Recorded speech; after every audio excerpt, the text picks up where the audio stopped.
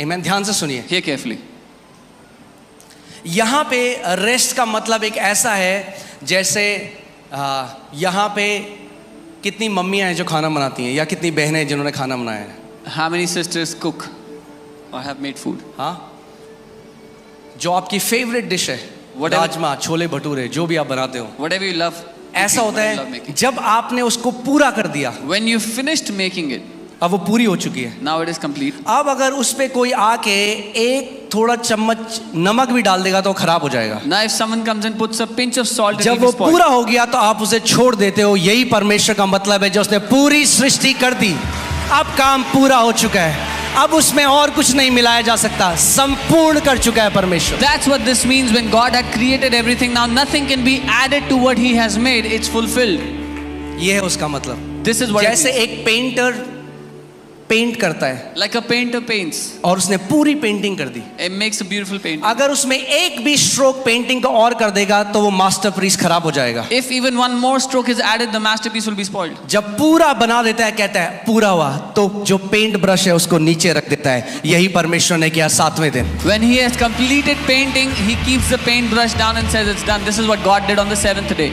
एक और उदाहरण देता हूं I'll give you one more आपको। example. देखे आपने कभी लॉयर जब सब अपना सारा जो तर्क वितर्क देना है वो जब दे देते हैं तो कहते हैं my Lord I rest my case. When the lawyers have done all the arguments they have to do this, वो कहते हैं जज साहब मैं अपना केस यही। उसका मतलब है जो मुझे कहना था, जो मुझे करना था, मैं अब कर चुका हूं। He says whatever I had to say, I had to do, I have done. परमेश्वर ने विश्राम किया, इसका मतलब जो कुछ उसको बनाना था, जब उसने सृष्टि करी, उसने देखा, उसने कहा सब अच्छा है, बस काफी है, मैंने संपूर्णता में काम को कर दिया है। God, after He created everything, He saw everything was good. He said, I have completed the work. It is good now. आमेन। अब आप देखेंगे, जब आप उत्पत्ति पढ़ेंगे तो आप देखेंगे पहला दिन सुबह और शाम, दूसरा दिन सुबह और शाम। Now when you read the book of Genesis, you will see the first day, morning and evening. मगर बाइबल कहती है जब परमेश्वर ने 7वें दिन में प्रवेश किया, But the Bible says when God entered into the 7th day, तो वो दिन कभी खत्म ही नहीं हुआ। then that day never ended. God's Sabbath is an ongoing Sabbath. परमेश्वर का जो सबत का दिन है वो हमेशा चलते रहने वाला दिन है। आप समझ रहे हैं मैं क्या कह रहा हूं? You understand what I'm saying? परमेश्वर का शब्द इजरायली शब्द से अलग है, The Sabbath of God is different from the Israelite Sabbath. क्योंकि इजरायली जो शब्द को मनाते हैं वो एक परछाई है। The Sabbath that Israelites celebrate is a shadow. Can you put Colossians 2:16? कुलुसियों 2:16 हम देखेंगे। Colossians 2:16 यहाँ पे देखते हैं परमेश्वर का वचन क्या कहता है। Colossians 2:16 में अगर कल को आपको कोई बोले, If someone tells you tomorrow, कोई 7th डे एडवेंटिस्ट आपके पास आए if a 7th और वो day बोले Adventist comes to you, तुम सब्त को नहीं मानते हो, he says, you don't observe the Sabbath. बोलना हम सब्त को मानते हैं, Say, we observe the Sabbath.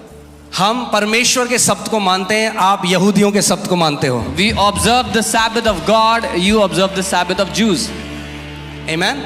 देखो क्या लिखा है, See what it says. इसीलिए खाने और पीने या पर्व या नए चांद या शब्द के दिन के विषय में तुम पर कोई दोष ना लगाए। So let no one judge you in food or in drink or regarding a festival or a new moon or Sabbaths. कोई तुम पे दोष न लगाए, रविवार को क्यों मिलते हो?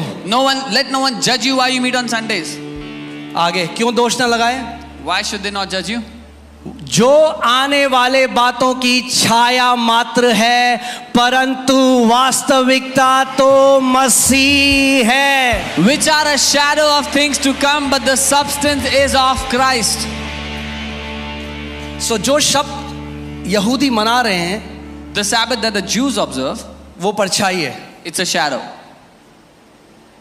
मगर आज हमारे पास वास्तविकता है But today we have the reality, जो मसीह है। the substance that is Christ. आपको समझना पड़ेगा, परमेश्वर ने 6 दिन में जो सृष्टि बनाई, You have to understand the creation that God made in 6 days.